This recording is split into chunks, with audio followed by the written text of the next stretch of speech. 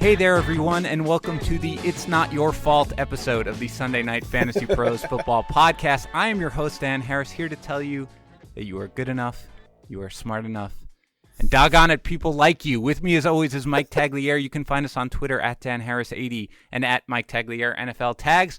We mentioned a couple of movies that came to mind last week with some of the developments. You noted Inception. I talked about Airplane. Well, today, and this weekend particularly, I thought of Good Will Hunting, where Robin Williams just kept repeating to Matt Damon, it's not your fault.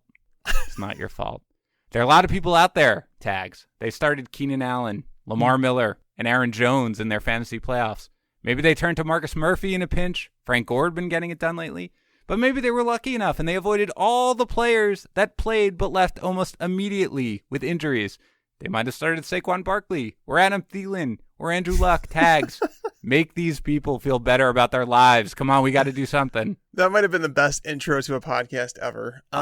It's a really good title. It's Not My Fault episode. It's funny because I actually wrote. I put out my rankings this morning, and I started with an intro. I always put something, in there, some personal experience. And I went to a Friendsgiving last night, and I can't tell you how many guys there, grown men, were telling me that the reason their fantasy team is no longer in the playoffs is because they had, Kerryon Johnson, he's hurt during the playoffs and that's why they lost. I'm like, do you guys realize that there's a lot of injuries around the league, right? A lot of teams have lost players and, sometimes you really can't help it. If you have multiple injuries, you're missing 3 of your starters during the fantasy playoffs. That stuff's going to happen and you can't blame yourself and it's really not your fault. But don't go blaming Kerryon Johnson. That's just... Well, let's just hope at least that your friends were not one of the people that tweet at the athletes and get angry at them or anything. Oh no, like I would lose it on them. I would hope so. Yeah. But the bottom line is this: it's one thing to lose some of your stud players before they play. If you have Odell Beckham, that's tough, right? But you knew he was out. You can try to make other arrangements. When these guys play, who are totally healthy, by the way, Keenan Allen, Lamar Miller, Aaron Jones, they weren't playing through injury, and you were they weren't Matt Breida-ing it. They were really totally healthy. And it just happened, and that is just tough. And, I feel for those people. I had Miller in one league, but really not. It's tough. It's tough. But, today, this weekend, it was just insane. It was nuts. And I imagine you're going to see some crazy results in your fantasy league. But I want you, everyone, to just take a deep breath. It's okay. We're going to make you feel better about it, or at least we're going to try to explain everything that happened with it. But before we do that, I do want to remind everyone about our latest giveaway, the signed David Johnson Cardinals helmet. You can submit an entry just by going to fantasypros.com/contest. That'll tell you exactly what to do, which is just to leave a review for the podcast on iTunes, positive or negative, and just screenshot your review and send it to contest@fantasypros.com. Now, like all our signed giveaways, this one comes from Pristine Auction. If you're listening to this podcast, that means you like fantasy football, which means you like football, which means you like football memorabilia, which means you will love Pristine Auction. Every day, there are literally hundreds of auctions of football and other memorabilia. Everything on the site is guaranteed authentic from only the most trusted sources. The best part is that because there are so many auctions, there are outstanding deals. Yesterday, I saw an Amari Cooper signed Raiders jersey that you could have bought for Tags for $59, a signed Jerry Rice 49ers jersey for $129, and an Antonio Brown signed football for $79. So go to pristineauction.com right now. I guarantee you're going to love it. That's PRISTINE auction.com. And don't forget to tell them that you heard about them from Fantasy Pros so we can keep doing things like the David Johnson helmet giveaway. All right, Tags. Last week we discussed this a little bit, but, there's 1 week left in your fantasy playoffs. Give me some guys who you think saw their value change the most positively or negatively today or from this weekend. I think that the one that stands out to me, because we're at the point in the season where the depth charts are what they are, we kind of know who is who, but the one who took a big leap forward, obviously, that with the Aaron Jones injury would be Jamaal Williams. Jamaal Williams is like the lone running back in the backfield for an Aaron Rodgers-led offense, and I mean, that may not mean much right now, considering that Aaron Rodgers and the Packers offense hasn't been great, but being a one-back system, knowing he's going to get 15 plus touches against the Jets next week, he's someone who took a massive leap forward, should be owned in every single league. And it was funny, I had the decision today, like this morning, because like those are the guys you handcuff, right? I'm like, well, if something happens to Aaron Jones, Jamaal Williams is going to have viability. So I kept him on a team.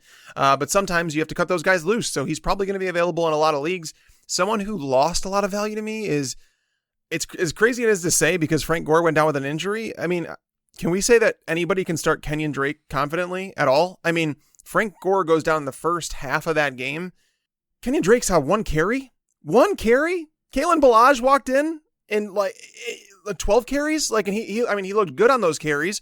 But Kenyan Drake's looked good all year. I don't know why the Dolphins just don't release Kenyan Drake. I mean, I'm sure they're going to release Adam Gase before that happens, but I have no words for what happened to Kenyan Drake today. So I was going to ask you about that because I did not get to see this particular game, and I was going through the box score, and I knew that Gore had left early, and I assumed that Drake, I saw that Ballage had the big carry and the touchdown, but I assumed that Drake was the primary carrier, and that was sort of something that happened when he was getting a break or something. There must be something that we are all missing here. The worst part is I feel like I could kind of understand it, not justify it, but understand it if Gase were a new coach and he came in this season and stuff like that. He, I believe, was responsible for drafting Drake. And Drake last year excelled. Once Damien Williams went down, he was a workhorse and he did everything. I do not get this. He is a dynamic player.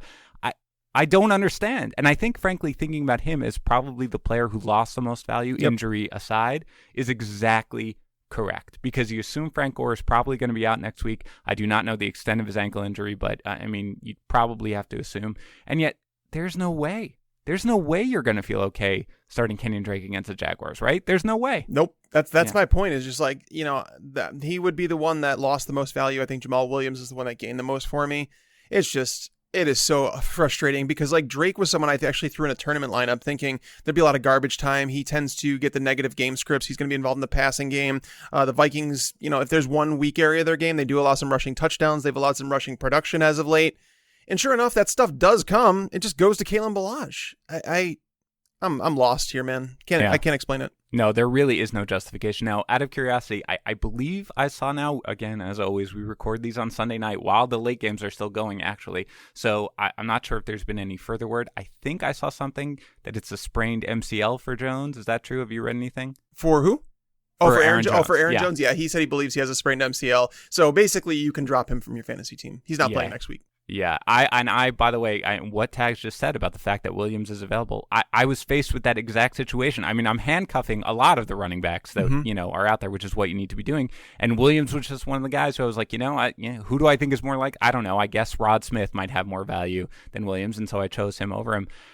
They do get the Jets next week, and that is a prime matchup. So I assume, since Jones is almost assuredly going to be out, that Jamaal Williams is going to be a rock-solid RB2 for you at least, right? Yeah, that's basically where I'm at. The Jets have really struggled against the run as of late. I know what happened with the Texans this weekend, but I'm not buying a one-game sample size. If you look at the entire season as a whole, the Jets have just struggled. So, yeah, I do believe that Jamaal Williams, he's going to get all the goal line opportunities. He is involved in the passing game a little bit.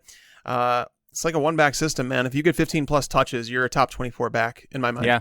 And Williams did succeed today, did find the end zone. He had a pretty decent game, so he will certainly be on the radar, and I'm sure you and Bobby will talk about him both in your Start Sit podcast and in your Waiver Wire podcast. And with that, let us get into the actual game recaps. We got started off on the right foot here with the fantastic Chargers 29, Chiefs 28 game on Thursday night. I will call this forever the Williams Bowl, since it was Damien Williams, 123 total yards and 2 touchdowns. Mike Williams, 95 total yards and 3 touchdowns. Let's not forget Darrell Williams, 32 total yards and a touchdown. And even Tyrell Williams, 6 catches for 71 yards. So there was a lot to dissect here, I think. So let's do a couple of quick hitters.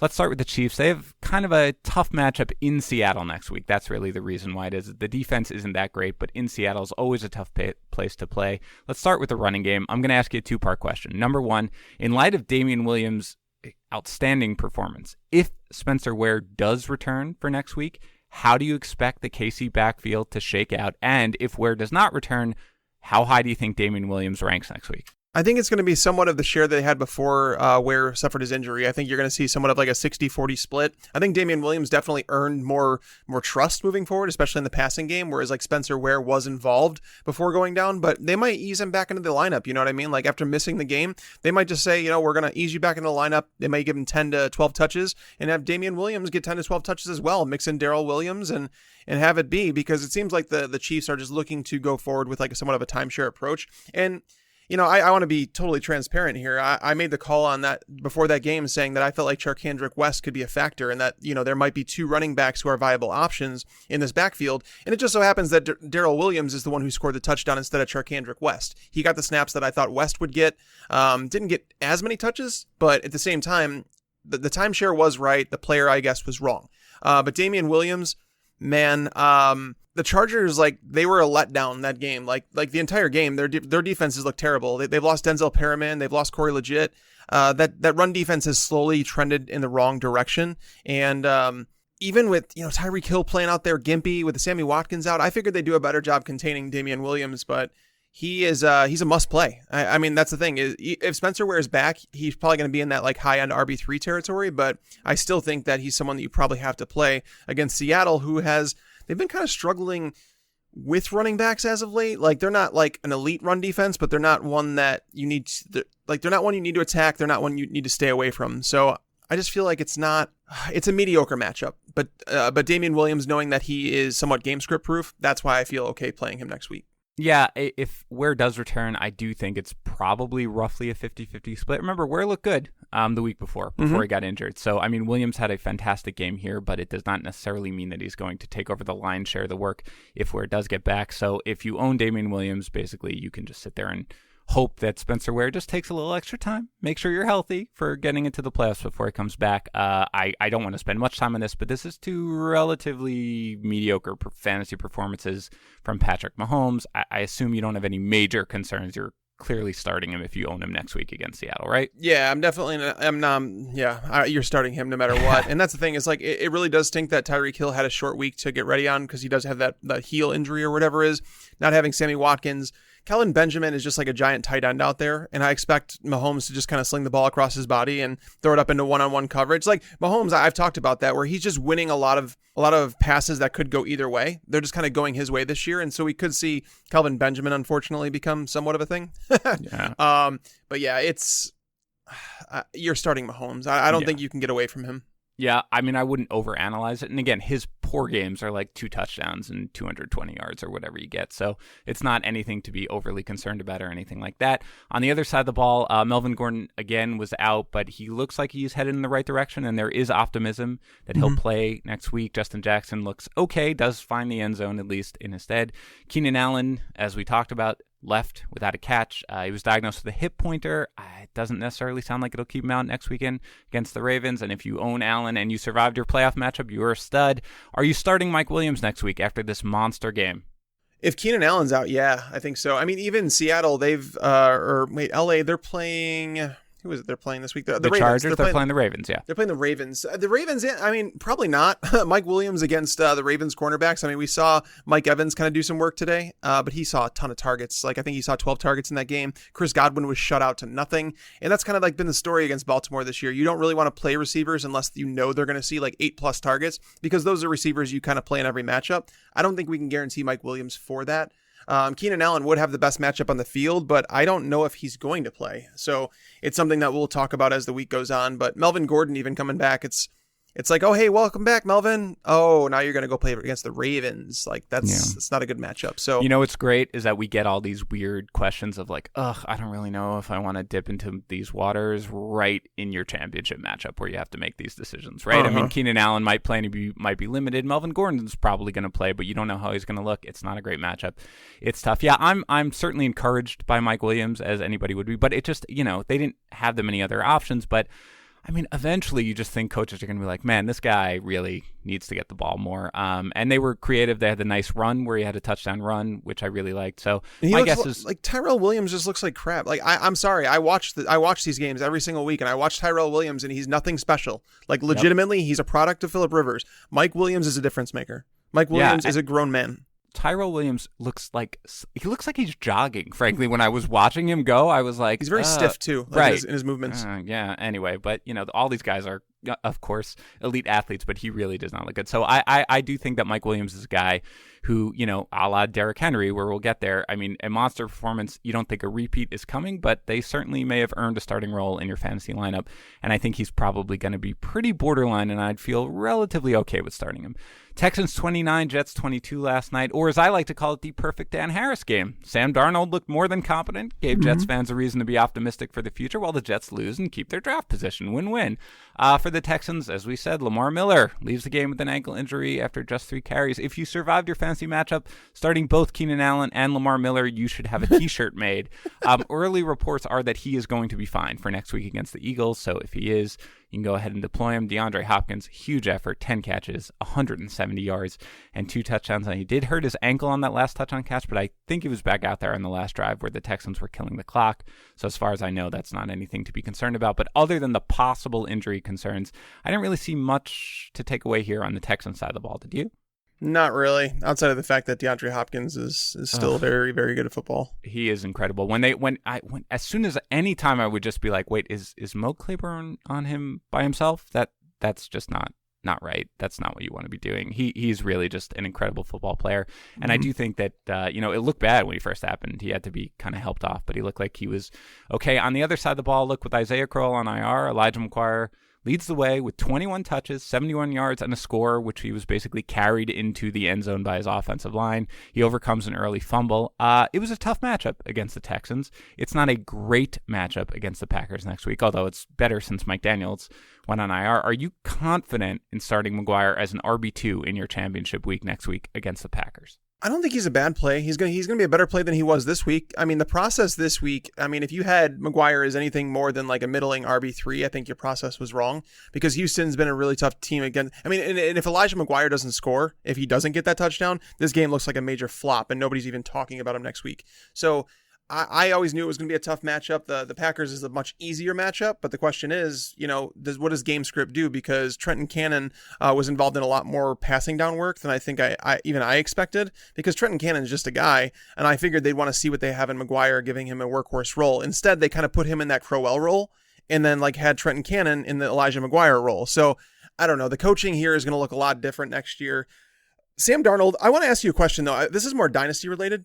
And I'm sure there's a lot of people listening that are involved in dynasty leagues, but Sam Darnold, did you need a game like this to convince you that Sam Darnold was capable? To me, hearing people saying, oh, now the future looks bright for Jets fans, I think that Sam Darnold's flashed a little bit at times. There's times where he looks really good. There's times he looks really bad. He looks like a rookie quarterback that was thrown in after literally no time. Josh McCown did not start a single game until he got hurt. So it's like he was thrown right into the fire behind a bad offensive line with little receiving options. It was just a bad situation, but did you need a game like this to feel good about Sam Darnold? Personally, no, not at all. I have never wavered this season in feeling completely optimistic about the Jets' future. With him, look, you need a new coaching staff. He has no weapon. He has no weapons whatsoever. Mm-hmm. He really is just, going out there with, a poor offensive scheme with few weapons. I was willing to basically say I'm not confident. I'm not 100% confident, basically, that he is going to be, one of, a top 5 QB or anything like that. But I certainly thought that we have found our franchise quarterback. And I think that this game at least helps casual fans kind of realize that. So I am glad about that. But one more question, though, for you. Yeah, so you're the Jets guy. I want to ask you these questions. Hit me. Robbie Anderson, do you feel comfortable with him? So he's probably going to match up with J.R. Alexander next week, it's a brutal matchup. It's not a good one. Do you think that Robbie Anderson's playable next week? So I think he is borderline playable as look, I'm going to pour over kind of my rankings this week. Don't hold me to it. But it also might depend on whether or not Quincy Enunwa is out again. Mm-hmm. If he is, then there just basically aren't reliable any options there. He saw 11 targets, and I think he's now seen 25 targets over his last 3 games. If he's going to get that volume, then yeah, I think he's probably. I don't want to start him, if I can help it. But as a borderline guy, if I'm in a pinch, then I think that I would probably reluctantly throw him out there. I'm not a huge fan of his talent. He's really just a deep threat. But at this point, there's just not much available in the receiving game, and they're letting Darnold, loose a little bit more than they otherwise would be. So I would say borderline, but I'm not confident just because he had 7 for 96 in the score in this game. If that makes sense. Yeah, it does, definitely. All right, Broncos 17, Browns 17, pardon me, Broncos 16, or as I like to call it, the game of weird field goal decisions. Tags for the Browns, 6 Browns caught passes. Each of the 6 finished between 25 and 37 yards receiving. That's just weird, and I wanted to point it out. Mayfield throws for 188 yards and 2 touchdowns with a pick. Nick Chubb runs for exactly 100 yards, but 0 in the passing game. Jarvis Landry disappoints with just 3 receptions for 37 yards. Look, it's a great matchup against the Bengals next week, right? It's a great matchup. Who do you feel confident on the Browns starting next week? Nick Chubb. And that's it, right? That's where it ends. The confident, quote unquote, ends, right? I'm not like opposed to playing Baker. Because the thing is like it is a good matchup for everybody involved. I mean, the Bengals, their opponents average, I think it's still over 70 plays per game. So that's always appealing when you're talking about streaming options because there's gonna be plenty of opportunity to go around. Nick Chubb, yeah, he's going to get 20 plus carries in that game. That's just gonna happen, and he's going to go off. That's just going to happen. Baker. The thing is like you want to play Baker because it's just like taking, instead of trying to pick which individual pancake, as my friend Rumford Johnny says, instead of taking an individual pancake, you just take the syrup that goes over the top because you don't have to guess which options he's throwing to. You don't care if it goes to Landry, to Callaway, to Higgins, to Njoku. Doesn't matter. As long as he's throwing touchdowns, you don't care. And the Bengals, I'm not confident in that defense at all. This is just a weird offense to predict week over week. So there's nobody in the passing game that I can confidently say, yes, they're going to be a top 12 or top 24 or top 36 option at their position. But I can say that Baker, before doing my rankings and actually going through the research of it, I would say that he's probably going to be ranked as a top 15 quarterback play. Yeah, I think that's right around where I'm going to have him. I can see him being basically 14 or 15. I think for the most part, he's not a starter in 12-team leagues. And I think, frankly, they probably won't have much difficulty with the Bengals. So, he's looked great, but it doesn't always translate into fantasy performance. And I could see that week 16 being that for him, right? He's going to look uber efficient. He's going to have a high completion percentage, but in the end, he's not going to be a fantasy stud or anything like that. It could be a 220-yard game, 1 or 2 touchdowns, and, it is what it is. Right. And there's always the upside for more, but it's something where I feel like for the most part, I think that owners are probably going to have somebody better than him to start. For the Broncos, if you started a Bronco on your fantasy team, you are not happy. Let's talk Phillip Lindsay here for a second. He was saved by his touchdown last week, but he's now got 95 yards total over his last 2 games. Look, they get the Raiders next week. I assume if you own Lindsay and you survived that you are going to start him, right? Yeah, you're going to go back to him. The thing is, the matchups that he had, Cleveland wasn't a bad matchup at all. Like, I figured he'd bounce back because San Francisco is a tougher matchup than people think they are. They've been a pretty decent run defense all year. But Cleveland, I mean, going into that game, like, they had allowed a ton to opposing run games, and it made no sense. It seemed like Lindsay should have been an RB1. There's little reason, there's just little excuse I have for him in this game. But I guess everybody's entitled to a bad game. Eventually, the offensive line, the injuries that they've had on it, we're going to catch up. So I just don't know why it happened now, during the fantasy playoffs. It just really sucks to see it. But against the Raiders, yeah, it's impossible to bench a running back who's getting, 15 plus touches every single week against the Raiders. I mean, you saw what Joe Mixon did today. He's behind a very poor offensive line without a quarterback, and he was able to get it done. So I think Phillip Lindsay, yes, if you did make it through, he is going to be in your lineup next week. 100% agree. If you're listening and you made it to your championship, or even if you're in a third place game, bottom line is, have a short memory at this point. Do not get bogged down with somebody, even if they cost you a win, essentially. He's certainly a start, and I'm sure he's going to have a better game next week than either of his last 2 games. In their receiving game, I mean, are you starting any Bronco wide receiver? Not if I can help it. I mean, against the Raiders, the thing is, we talked about that on the podcast, is nobody really kind of realizes the Raiders have been really good against wide receivers this year. And it's not really good in terms of oh my God, their cornerbacks are just amazing and you just want to avoid them in coverage. It's just that teams haven't had to pass a whole bunch. And when you think about Case Keenum, I mean, we saw what happened when Case Keenum throws the ball 48 times this past week. 257 yards, no touchdowns, 2 picks, losing Demaryius Thomas, losing Emmanuel Sanders. This team, the passing game has fallen apart. They need to lean on the run game. That's what they're going to do. It's on the road. It's on a Monday night, I think that game is, which that's awesome. In other words, no fantasy matchups are going to be determined by the Monday night game.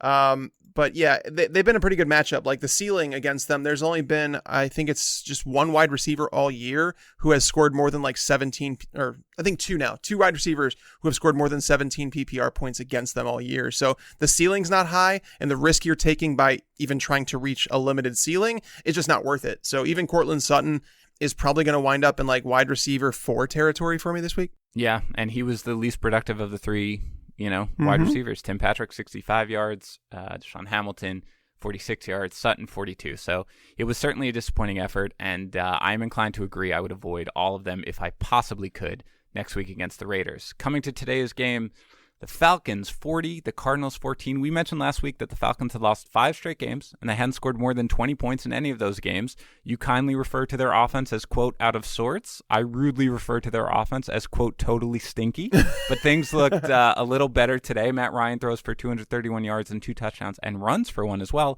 in what is usually a tough matchup for quarterbacks. Tevin Coleman takes advantage of the good matchup, returns from the dead, rumbles for 145 yards and a touchdown. Julio Jones finds the end zone, 82 yards. Any takeaways here from the Falcons side of the ball? Well, I mean, if Matt Ryan doesn't run for that, if he doesn't get that rushing touchdown, it looks like a pretty standard game against the Cardinals, because like coming into this week, they had not allowed a quarterback to finish better than the QB 10 against them. And obviously with his rushing touchdown, Matt Ryan's going to finish inside the top 10. So it's the first time all year. So, I think if you sat him this week, I wouldn't be too mad about that. It's just, things happen as they must. And like, you can't predict a Matt Ryan rushing touchdown. You just can't do it.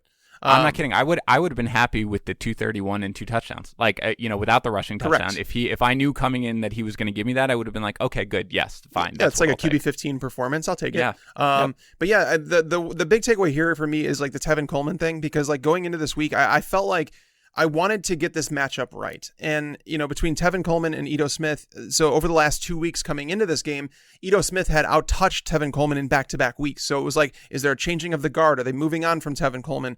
And even in this game, Tevin Coleman only touched the ball 11 times. So it's not like, he got massive touch totals. Ito Smith had exactly 11 touches. So he did split it. And I was like, it can go either way here, but the matchup was a really good one. And so to see Tevin Coleman go for 145 and a touchdown, he actually also had another long touchdown run that was called back due to, I think it was a hit on a defenseless defender is what they called it. So yeah, it could have been an even bigger day for Tevin Coleman. The matchup was great. Do you feel great though? Like going into next week playing him? I don't know if I could confidently say that I would want to play Tevin Coleman against the Panthers, who are pretty good against the run. I think he's still going to be in like maybe even low end RB3 territory, considering he's in a 50-50 timeshare right now. Yeah, now I did see that Ito Smith might have left this game at some point with a knee injury. I don't know if he came back. He was questionable coming in with it. Again, don't quote me on that. I just saw something pop up. Yeah, I mean, on the road, in Carolina, I would not at all be excited about Tevin Coleman. And my guess is that you have, this is a great matchup. This is what you want for any running back against the Cardinals. So I certainly would not be over the moon about starting him. But yeah, I would say RB3 territory, probably lower end. I think I agree with you there.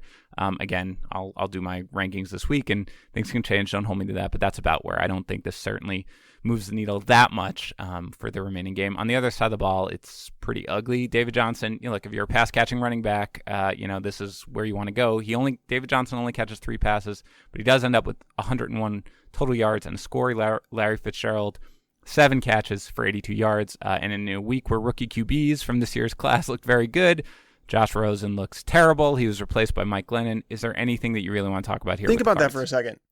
Josh Rosen was benched for Mike friggin' Glennon.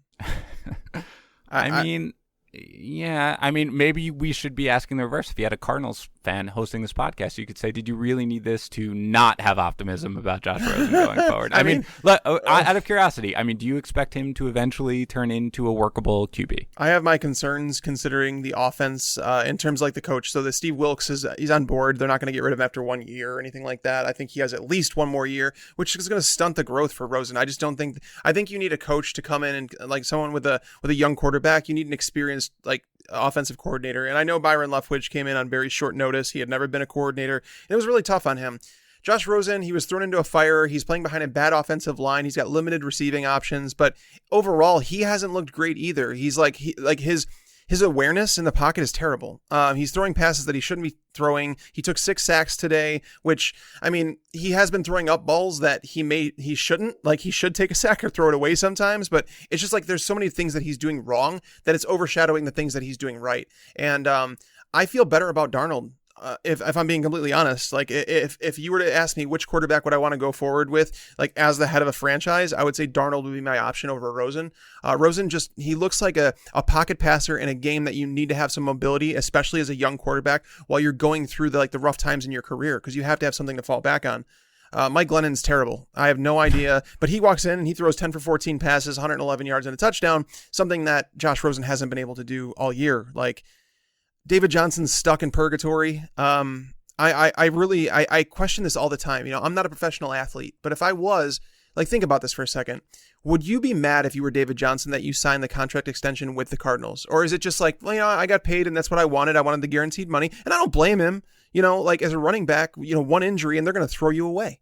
So yeah, I mean, I think if you're Le'Veon Bell, you'd probably be happy. Right. And if you're someone like David Johnson, you're probably not. You know, I think these guys want to win as much as anything else. And that team right now looks like a disaster. I agree. And in terms of the outlook on Rosen, I totally agree. I like to give rookie QBs overall as much of a pass as I possibly can, right? I like to. But certainly if you're talking about, you know, I do watch the Jets closely, but for me, it's Baker and it's Darnold. And that was really what I was looking at. I mean, Josh Allen, you know, is doing things with his legs, but, you know, we'll see about him, and he missed a lot of the season. But Rosen has looked highly unimpressive so far. Mm-hmm. I'm not ready to draw a conclusion on what his career is going to be like, but right now, yeah, I would be certainly more pessimistic than I was at the start of the season, without a doubt, from watching what he's done. Yeah. Bills 14, Lions 13. Both LaShawn McCoy, we will blow through this one pretty quickly, I promise. Both LaShawn McCoy and Chris Ivory are down for this one, so it's Marcus Murphy who gets to start before leaving with an arm injury. Keith Ford the 14 carries. He got hurt too. I know. I don't know what you want. You know, really. Let me ask you very briefly, since I usually blow through the Bills pretty quickly. Robert Foster, the guy with at least 94 yards in 4 of his last 5 games and scored a touchdown today. We talk all the time about these third receivers. The Bills will need to throw a ton against the Patriots. It's their fantasy championship. Should any owners really be relying on Robert Foster? No, I would not. I mean, he's a perimeter wide receiver against the Patriots, who are going to have Stephon Gilmore and Jason McCourty out there. That's not a good matchup. Zay Jones has the best matchup on the field, but he hasn't done anything over the last 2 weeks in plus matchups. So you can't trust anybody in this passing game. If there's anybody that you want to trust, it's Josh Allen. The Patriots are a man coverage team. They're going to drop back in coverage. You know, I think the fact that it's going to be a negative game script, especially with New England just coming off a loss because they lost while we've been recording. You know, they're coming off back-to-back losses. They need to get back in the win column. I just feel like I think the game script actually helps someone like Josh Allen, where it's like he's going to drop back to pass in an obvious game, in a passing situation, and he could take off running from there because the defense isn't going to load the box against, you know, a pass-heavy formation. So I think Josh Allen's the only one that I think you'd even consider, even if they have a running back active among LaShawn McCoy or Chris Ivory. I don't think I necessarily want to play them. This is just a bad team. This is the correct take for everybody listening out there. If you are desperate, you can start Josh Allen because he will run no matter what, especially in a good system like you're looking at in a matchup next week where the Patriots do play a lot of man. This, you know, wasn't a perfect matchup for him, and he still ran for a touchdown even though he didn't gain a lot of yards. Mm-hmm. On the other side of the ball, Zach Zenner, if you had the stomach to rely on Zach Zenner, congratulations. You were rewarded with 10 carries for 45 yards and a touchdown. Kenny Golladay finally breaks back out. 8 targets, 7 catches, 146 yards. I'm not sure if Tre'Davious White was shadowing him. I didn't watch it that closely. He wasn't really he wasn't the entire time. No.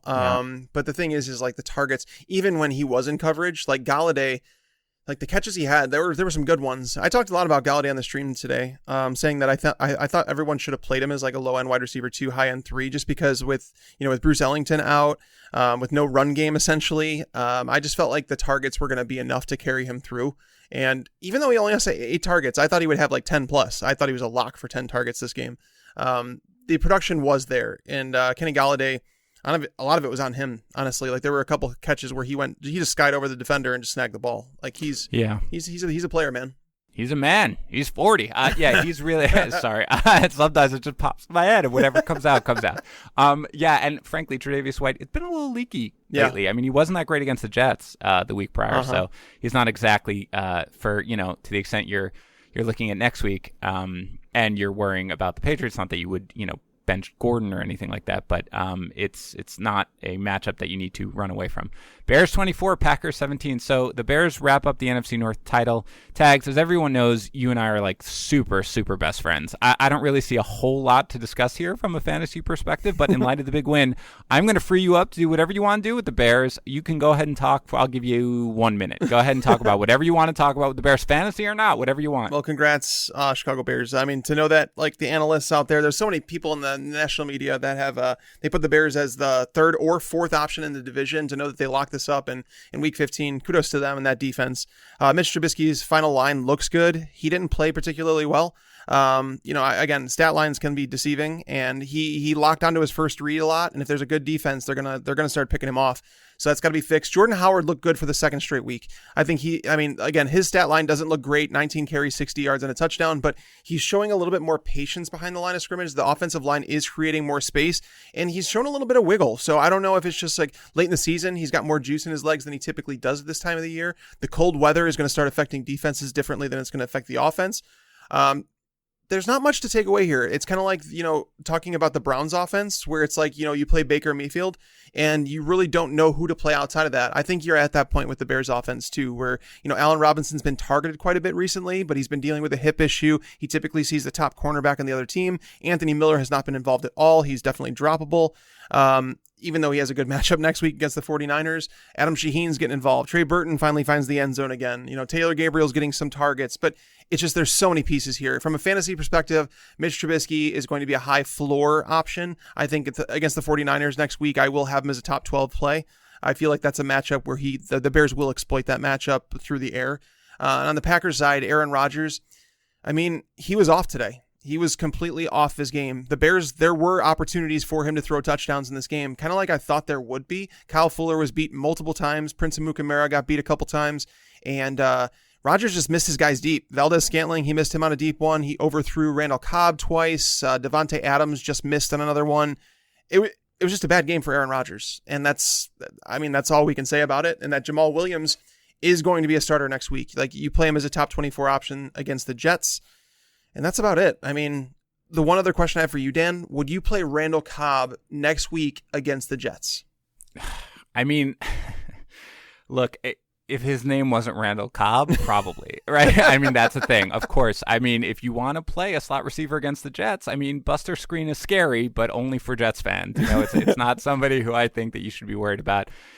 I probably will not be recommending Randall Cobb necessarily as a start, but if you're in a pinch and you absolutely have to, it's something that you could do. I will ask though, are you starting Aaron Rodgers? I realize it's a good matchup, but the guy has not justified really QB1 status pretty much all year. Are you still going to the well with him in your championship matchup? Yeah, knowing that, they can't give Jamaal Williams 30 carries. I do think that, if you somehow made it through this week with Aaron Rodgers, I know a lot of people talked about streaming other quarterbacks, and if you streamed Dak Prescott over him, you're just as mad. There's quarterbacks like Lamar Miller. He finished fine. I think at the end, when the week's said and done, I think Lamar Jackson's going to be like the QB 12, right? That territory. What's crazy about that, Dan, is that Lamar Jackson has finished in between the QB 11 and QB 15 in every single one of his 5 starts.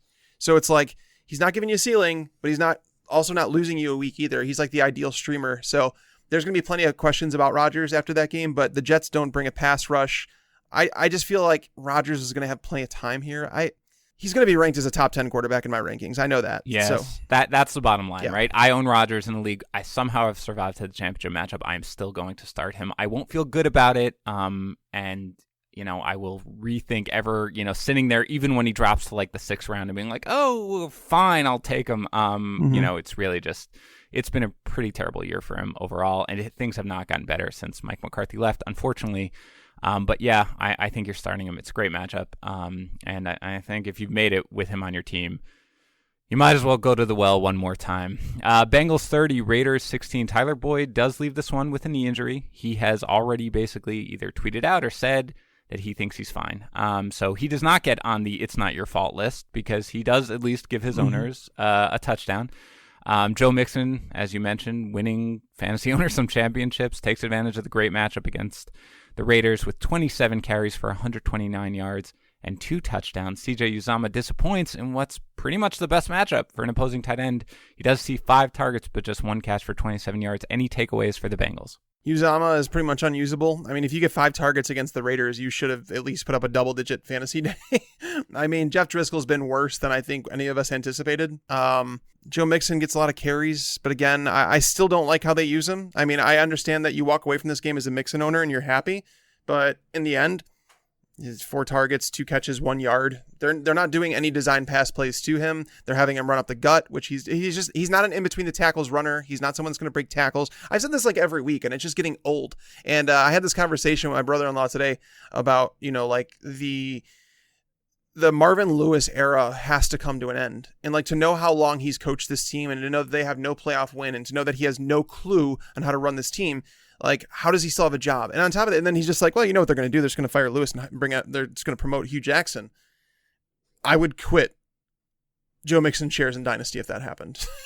I mean, I can't imagine. We've joked about this before, frankly, because there was a report that they could be considering that. I mean, you cannot do this to Bengals fans, okay? I mean, really, it's just they've suffered enough. Look, bottom line is, whatever they're doing with him, Mixon has produced substantially in several straight weeks. It'd be nice. He's been more involved in the passing game in recent weeks, other than this week. But I agree, they certainly do not utilize him to his full potential. And I hope that a future coaching staff, which I hope begins next season, is able to do so effectively. In the meantime, he is, of course, a must-play next week at the Browns in your fantasy championship.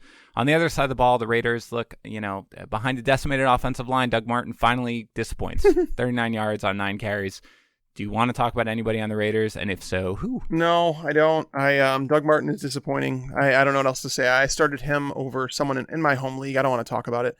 But I did start him this week thinking that he would be at least a high floor option, and that didn't really work out. So, no, I mean, Derek Carr is someone that I've said all along, you can't rely on him week in, week out. A 263-yard, 1 touchdown performance against Cincinnati. I don't want to say it's a bad performance, but I don't want to. Seriously, I don't want to play anybody on this team. No, I completely agree. Look, the Raiders are much worse offensively on the road than they are at home. That's fair. They're home next week, but it's against the Broncos. No, you're not. No, just stay away from the Raiders. Live a less stressful life. Colts 23, Cowboys 0. I mean, football, man. Look, Dallas is outstanding against opposing running backs, and if they're vulnerable in any way to them, it's against pass catchers. So, of course, Marlon Mack rushes for 127 yards and 2 scores, does not get involved in the passing game. He is a rock-solid start against the Giants next week, correct? I had someone in my mentions, actually, right after these games ended and saying that he sat Marlon Mack for, I can't remember even who it was, but it was a running back that was like a consensus top 20 running back. And he's like, oh, I knew I should have went with my gut. I'm like, well, how does your gut lead to tell you that you should start a running back against a defense that, coming into this week, the Cowboys had not allowed an opposing team of running backs, like a team of running backs, not an individual one. Marlon Mack is part of a 60-40 timeshare, maybe even 55-45. And a team of running backs had not totaled more than 68 yards in the last 5 weeks against Dallas. They had scored 1 rushing touchdown the entire time. The process would have been wrong. Again, I keep going back to this. It's like, understand the process will be greater than the result in the long run because we have to trust that. But Marlon Mack today looked fantastic. He overcame the tough matchup. Ezekiel Elliott, he outplayed him. Marlon Mack outplayed Ezekiel Elliott, and Ezekiel Elliott also had a tough matchup against Indianapolis, who, by the way, still has not allowed a 100-yard rusher the entire season, which is just nuts because nobody expected that out of them this year. But Marlon Mack, man, I mean, to be honest, I benched him in one of my leagues. I have him in a few, and I played him in some, and I benched him in one, and I'm mad I did, but against the Giants next week, you plug him into lineups. He's a must play. The Giants have been terrible. Like, they lost Landon Collins. They traded away Damon Harrison. That run defense has been terrible. Ogletree got ran over by Marcus Mariota today. It was hilarious. With that, I'm sorry, go ahead, Ty. No, it was funny. I don't know if you got a chance to see that, but Marcus Mariota threw a block on Ogletree and literally knocked him on his butt. No, I didn't see that game. I tried to avoid it if it was at all possible, as one of my few that I could actually be sitting there and watching the whole time. On the other side of the ball, I mean, you mentioned a little bit of it. Your two leading receivers for the Cowboys are, of course, Blake Jarwin and Cole Beasley, and it was for 45 and 42 yards, respectively. Look, what happened here, and are there any takeaways that we can gain from it? So the Colts had been a tougher matchup for wide receivers as of late. So the biggest takeaway for me is not necessarily Amari Cooper. I mean, he had 7 targets, so I'm not really concerned. Every now and then a wide receiver is going to have a down week. It's just going to happen. But the more concerned, I have concerns about Michael Gallup. Like, what happened to him? Because he was someone that we talked about in the podcast this week, and I had no idea that his air yards have been pretty much in line with Amari Cooper's over the last month. He just hasn't caught some of those deeper targets. So if he were to connect on those, it was like, okay, he could make for, a great tournament play in DFS. If I'm not mistaken, he didn't even see a single target in this game. That's worrisome. Like, obviously you didn't want to trust him in season-long leagues, but now he's like completely off the radar where you definitely can't trust him. But going into the last matchup this year, I'm not going to run away from Cowboys players. I've been saying that they've had a good playoff schedule. And then wrapping up the season against the Bucs this week, they're going to be back at home. I think they need to bounce back. They can clinch the division, I want to say, once again next week if they win that game. So I do believe they bounce back. I think you put Amari Cooper back in your lineup. You don't worry about it. Ezekiel Elliott. It's just the regular starters. You don't think that Blake Jarwin or Cole Beasley is going to lead the team in receiving again. And I think Dak Prescott is going to make for a solid streamer. I think he's going to be ranked as like a low-end QB1, high-end QB2 for me. Yeah, I'm throwing this entire game out. I don't care about what happened in it whatsoever from the Cowboys side of the ball. I really am. I think it was, a letdown game after last week's big win. The Colts are a tougher matchup than you would think, and I think they just kind of looked past it. I really just kind of felt like it was just one of these things where you come off this huge divisional win like they did, and then they just they didn't have anything left. So for me, I would legitimately throw it all out. They have a great matchup against the Bucs, so I would go back to the well with anybody who you were thinking you would go to the well before this game. Vikings 41, Dolphins 17. There's a lot of good stuff that you can look at here for the Vikings. Dalvin Cook looked like a league winner. 19 carries, 136 yards, and 2 touchdowns. Let's briefly talk about the receivers here. Stephon Diggs finds the end zone, but just 4 catches, 49 yards, and a touchdown. But Adam Thielen, 2 targets, both catches, 19 yards. He's got one 100-yard receiving game in his last 6 games. He's been held under 30 yards in 3 of those. Look, it sounds crazy. You're not benching either of these guys against the Lions next week, are you? No. Stephon Diggs is going to have the tougher matchup with Darius Slay. But Adam Thielen had a good matchup in the slot this week, though, too. So it's really tough to say, like, what happened here. This is a game that I did not watch much of, to be honest with you. There were so many noon games today that it was difficult for me to keep an eye on so many of them. But I figured this game was going to be a blowout, and I didn't need to watch too much. I did see some of it. Dalvin Cook's touchdown run towards the end of that game was ridiculous. It was a highlight reel run. It was fantastic. But I think we saw more of a timeshare, though. Like in a game that had a positive game script for them, we saw Latavius Murray total 15 carries to Dalvin Cook's 19. So it could be more of a timeshare than we all anticipated, with the new offensive coordinator there after they fired John DeFilippo. So it's something definitely to watch. We can't really watch it much because we only have one game. So, I mean, Dalvin Cook is the lead guy there, but how much you can actually trust him, I don't think I'm going to put him in RB1 territory, especially against the Lions, who have been really good against the run ever since they got Damon Harrison from the Giants, who I talked about earlier. So, Stephon Diggs matchup against Darius Slay, he's going to be like a risky wide receiver 2 next week. He hasn't seen a lot of targets this year, but Thielen, is there a player who went from like someone who was a must play and was on pace for over 200 targets, over like 150 receptions? Like the numbers were ridiculous over the first, 9 games of the year. And like, he's just kind of fallen flat on his face, and I cannot describe it. I know Kirk Cousins has been rather abysmal. He looks terrible at times. Their pass attempts have come down, which has lowered obviously the volume, but to see him get 2 targets in this game, this is one I can't wait to go back and see what happened, because maybe Thielen was a little messed up from like getting injured at the end of the Seahawks game last week. That's the only thing that I could come up with, but as far as I can see, his snap counts were there, so I have no answer for this one, man.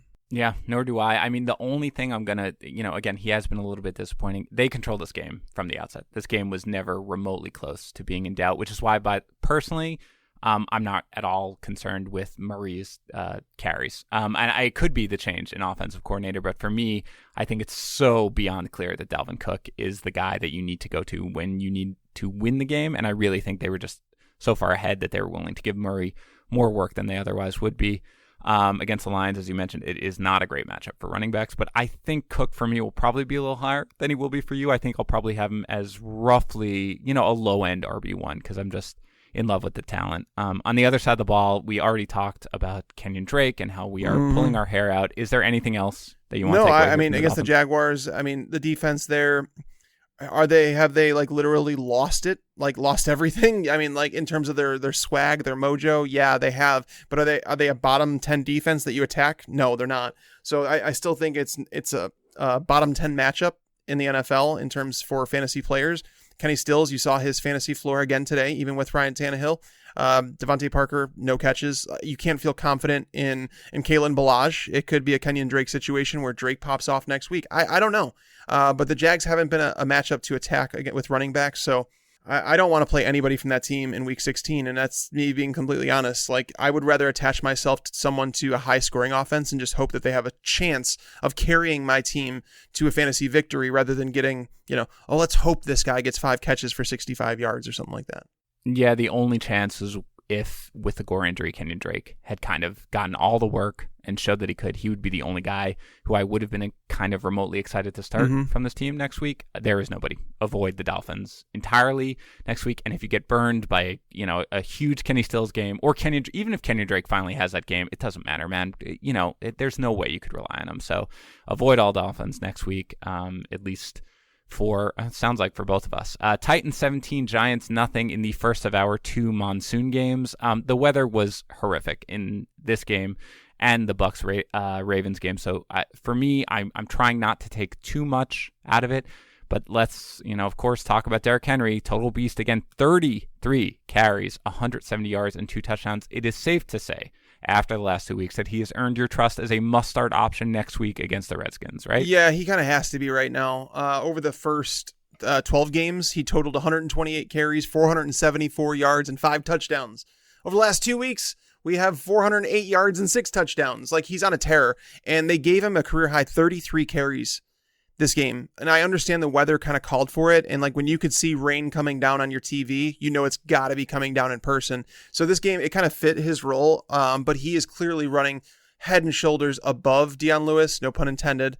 But seriously, when he gets into the open field, he's a hard guy to slow down. He's so big and he actually moves really well for a big man.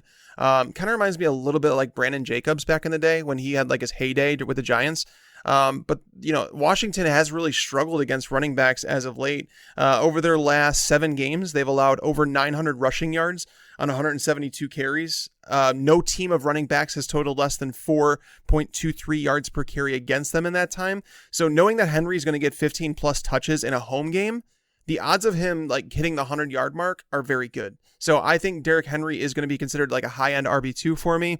Whereas Dion Lewis, running backs against Washington over the last, I think, 7 weeks or so, they've averaged, I think, 29 touches per game. So I think you could even bank on Dion Lewis getting 10 touches in that game. So he might even be in like high-end RB4 territory, low-end RB3. But Derrick Henry is someone that I would plug into fantasy lineups.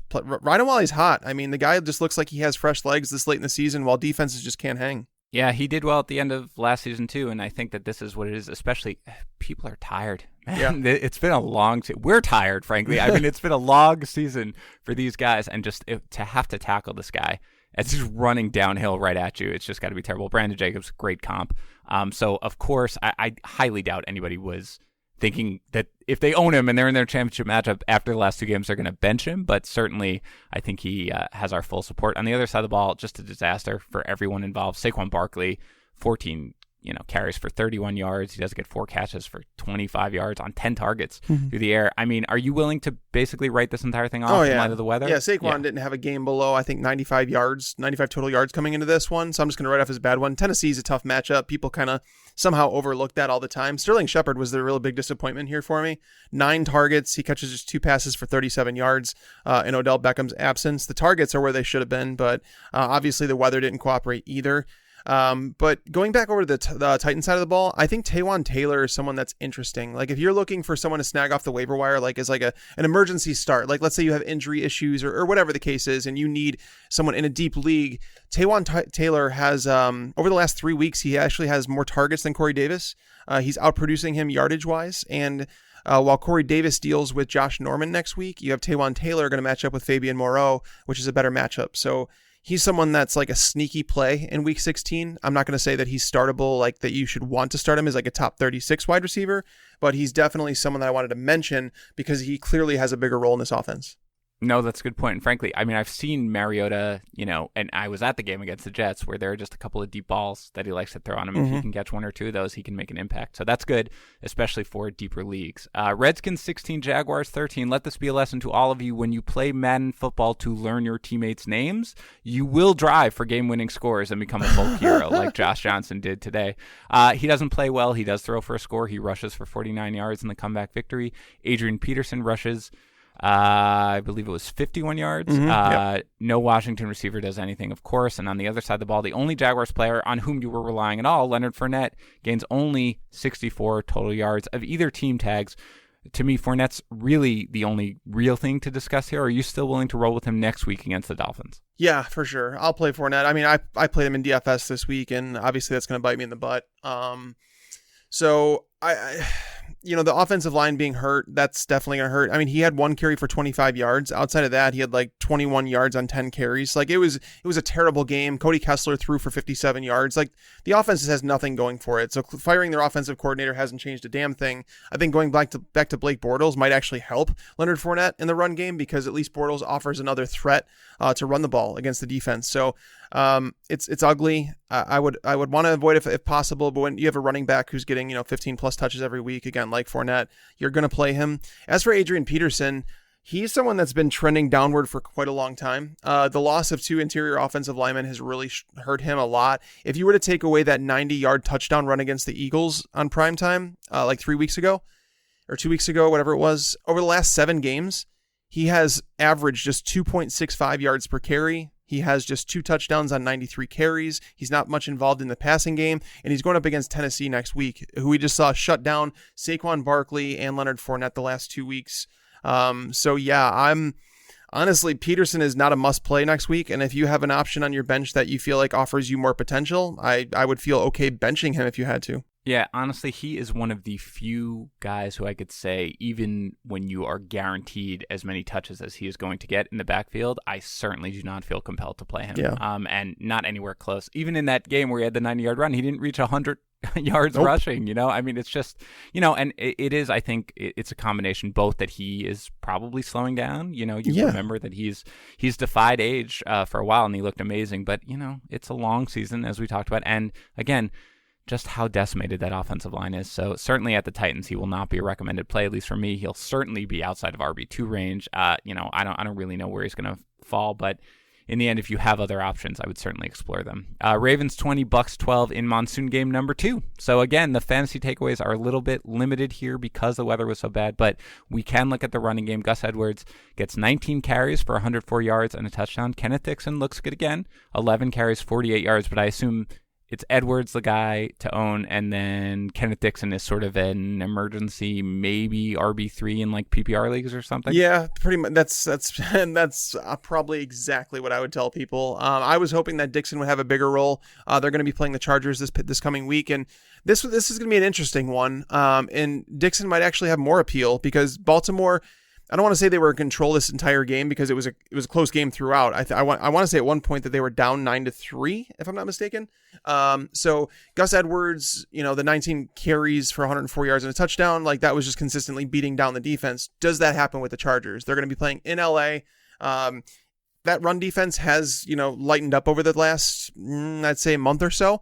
But here's the thing. If LA jumps out to a lead, Baltimore all of a sudden has to go into a more of a passing approach than they have. They rushed the ball 49 times today. Like it's not going to happen against the Chargers. They're going to have to throw the ball a little bit more. And Kenneth Dixon is actually involved in the passing game where Gus Edwards, he's now played 5 games as the starting running back. he has 0 catches. He does not involve in the passing game at all. So if he gets game scripted out of it, he's a risky start. Whereas Kenneth Dixon at least offers you something in the passing game. So it'll be interesting to try and figure out how this backfield is going to work against the Chargers. You kind of have to predict game script, and it might work in Kenneth Dixon's favor. Yeah, if you own Gus Edwards, you're of course you're very happy. But this was not what I wanted to see as a fantasy analyst, as a fantasy owner, because frankly, that's exactly right. Ty Montgomery was inactive in this game. Kenneth Dixon is going to be the guy. Buck Allen is still around, but Kenneth Dixon's going to be the guy if the game script turns negative, which it probably will next week. And so it would have been great to see Kenneth Dixon kind of, either Gus Edwards fail or Kenneth Dixon kind of take the reins a little bit, so you could be like, great, this guy's going to be a reliable RB2, because even if it goes south, we know he's going to get work in the passing game. It's just not there right now. So next week, both guys become, riskier than I was hoping that either one would be. On the other side of the ball, again, you don't want to draw too many conclusions here because the weather was so terrible. Jameis Winston, absolutely terrible. Mike Evans does find 121 yards receiving. Peyton Barber, again, solid. 19 carries, 85 yards, a touchdown. Anything you want to take away here from the Bucs side? It just seemed like Baltimore was more geared up to try and stop the passing game this week than they were the run game. And it was kind of like, Peyton Barber, you kind of do what you're going to do, and we're fine with that. And it worked. So, I mean, he definitely outperformed what I expected of him. Like, I would have, honestly, if you would have told me that Peyton Barber had more than 60 rushing yards, I would have been surprised, let alone a touchdown. So he has scored, I think, in 3 of the last 4 games, it might be, or 3 of the last 5 games. I can't remember. But he has had playability. And the matchup to close out the year against the Cowboys, that's another tough one. But hey, as Marlon Mack showed, they can be beat. They do have a great run defense, but he's a guy who I feel like is above the Adrian Peterson line, which is you're getting a lot of touches pretty much guaranteed. You can go to this guy because of that. I wouldn't feel super excited about him next week against the Cowboys, but he's worth a That's start. A similar territory for sure. Kind of like that boring low upside option. Right. Yeah, exactly. If you're in a pinch, you can do it, but I'd prefer him over Peterson for sure. Let's get into the late games real quick here. 49ers 26, Seahawks 23 in overtime. Matt Breida does play here, rendering Jeff Wilson not that exciting. But let's talk about Dante Pettis for a minute. 5 targets, catches all of them for 83 yards. Is he, really this guy who can be a wide receiver 3? They do have the Bears next week. He is the guy in this offense, and I moved him into the top 30 wide receivers this week. I felt pretty good about it, and the reason I did was because Marquise Goodwin, as much as people wanted to talk about him being more of a complete player, when he returned to the team after his multi-week absence, he was 4th on the team in snaps among wide receivers. He played behind Kendrick Bourne and Trent Taylor. So I felt like Marquise Goodwin wasn't going to be involved. I felt like game script should favor the passing game. We saw Mullins throw for, I think, 425 against them a couple weeks ago. So I did actually like Dante Pettis in this game. Against the Bears, you're probably going to see more of the passing game. They're not going to be able to run the ball against the Bears. You have to have persistence, and you have to continually just pound the ball in order to break the shell that the Bears have. But I think Dante Pettis is probably going to be in wide receiver 3 range again next week against the Bears, even though it is a tougher matchup. Kyle Fuller and Prince Amukamara, they're solid cornerbacks. They're turnover machines, but I don't think that they're guys that are shut down where it's like you legitimately can't play a wide receiver against them. I'll take the number 1 option for Nick Mullins. Yeah, no, I agree. And I mean, the number 1 is a wide receiver, of course, because George Kittle is the number 1 option overall. But I agree. Yeah, absolutely. I think he's going to be a wide receiver 3, maybe low end, but he'll be up there. They're going to have to throw. And he is the number 1 option. So as a receiver. So I would certainly go back to the well with him if you own him and you advance this week. On the other side of the ball, Chris Carson, again, 22 carries, 119 yards, and a touchdown. Russell Wilson throws 2 touchdowns, both to Doug Baldwin. Finally, he was questionable coming in with his hip injury, but he plays well. 4 catches, 77 yards, and 2 touchdowns. Takeaway from the Seahawks side of the ball. Chris Carson, man, stud. I mean, the guy just continually looks good. I don't know what they're going to do with him and Rashad Penny. I wonder if there's a trade to be had this offseason, because there was apparently a few teams that were looking into trading for Rashad Penny. I don't know what they're going to do. But they have 2 good running backs, and Chris Carson has proven to be like the man. San Francisco has been tough against the run. The touchdown that Chris Carson had today was ridiculous. It was a grown man touchdown in that he was dragging a defender into the end zone. He was hit, stuffed at the 2-yard line, bounced off that tackle, bounced off another one, and then carried a guy into the end zone. It was just a fantastic play, and I just love the guy's effort. I don't know if the durability is there, but at the same time, he had to leave the field during the 4th quarter, but he did return to action. They lost this game. San Francisco do you guys not want the number 1 pick? Like, I don't know what's happening here, but they just won another game. It's 2 in a row now. By the way, kudos to, this is what I would say, Vegas knows all, because I think the line was something like the Seahawks were favored by 3, and I remember looking at the line and being like, wow. I actually, in our pros, we picked the games, and I took the 49ers with those points because I just said I feel like Vegas knows something I don't. Yeah, divisional road games are always tough, and like honestly, like that's the thing is Russell Wilson never like plays like lights out in divisional games. Like I know he threw 3 touchdowns against them the last time they played. He only threw the ball I think 17 times, so he doesn't like go off. The pass rush was just too much for him in this one, throwing balls away, like literally scrambling for his life. But Chris Carson is a must play next week against the Chiefs. The Chiefs have been struggling against running backs all season long. He's a must play. And honestly, even if Rashad Penny's back, I don't know if I want to go there just because he'd be coming back from a knee injury, but Carson is definitely a must play. And if Penny's out again, I will rank Chris Carson as an RB1. Could not agree more. He is the guy. He is running very well. And without Penny sort of cutting in with those 8 to 10 carries, he should be a monster. Even if it's a negative game script, they will still rely on the run because that's how they do things. All right, let's finish it up strong here. Steelers 17, Patriots 10. Jalen Samuels, 19 carries, 142 yards. It does sound like Connor will be back next week. But wow, as for the receivers, kind of a disappointing game. James Washington leads the way with 65 yards. Antonio Brown does find the end zone. Juju Smith-Schuster gets 10 targets, but only 4 receptions for 40 yards. Anything you want to take away here from the Steelers? This game sucked in terms of what I expected from it. Like there was touchdowns on each of the first possessions. It was 7-7. I'm like, yeah, let's get it. Like geared up for like a 60-point bonanza. And it never came. And the game was really disappointing from there on out. Jalen Samuels proved that the Steelers running back is really, if you're the Steelers running back and you don't have to deal with a timeshare, as much as people want to say that it's the position doesn't matter, I think it's so much that position doesn't matter in certain offenses. And this is one of those offenses that if you're in that clear-cut number 1 role, you're going to get fantasy points. The offensive line is awesome. The play calling does benefit the running backs. The receiving options they have draw defenders out of the box. It requires safeties to stay over the top. There's so many reasons, right? And that's why it's like I think it does matter, but in this offense necessarily it doesn't. So Jalen Samuels, if for whatever reason James Conner was out, Samuels is obviously a must play, but we have to remember it is against the Saints next week, and the Saints have been like legitimately a lights out defense. Like in terms of like rushing yards coming into this week, I don't know if you realize how good they've been, Dan, but on the year coming into this week, they have allowed 689 rushing yards on the year. The next closest team was Houston, who had allowed 869. That's a 180 yard gap between the next closest team. The Saints have allowed 3.2 yards per carry on the season. Like they've been dominant against the run, like better than the Bears.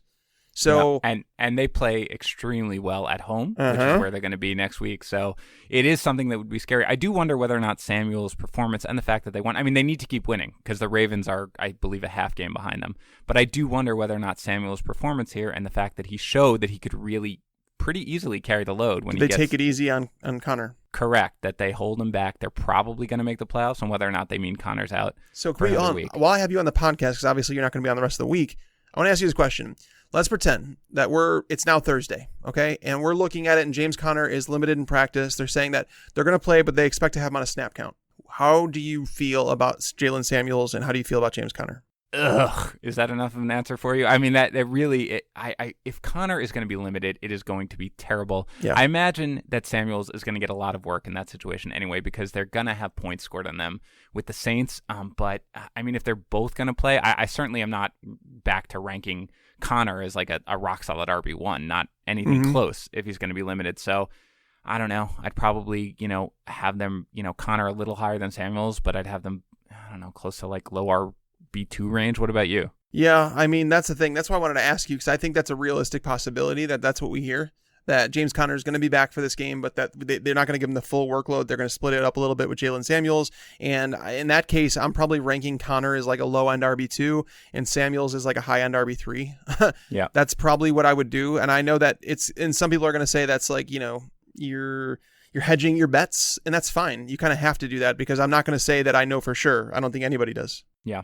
All right. And on the other side of the ball, other than one of the ugliest interceptions that you'll ever see, Anything you want to take away here from the Pats, or is this just a bad game and start everybody as you ordinarily would against the Bills? Yeah, Sony Michel's been disappointing. I felt like this was a game where he could have got back on track. I thought the Patriots were going to have more scoring opportunities, to be honest with you.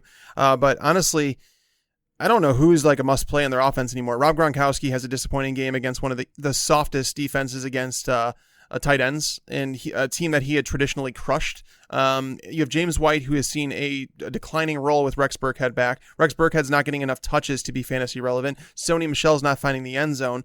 Julian Edelman and Josh Gordon. I mean, Gordon has 2 targets in this game.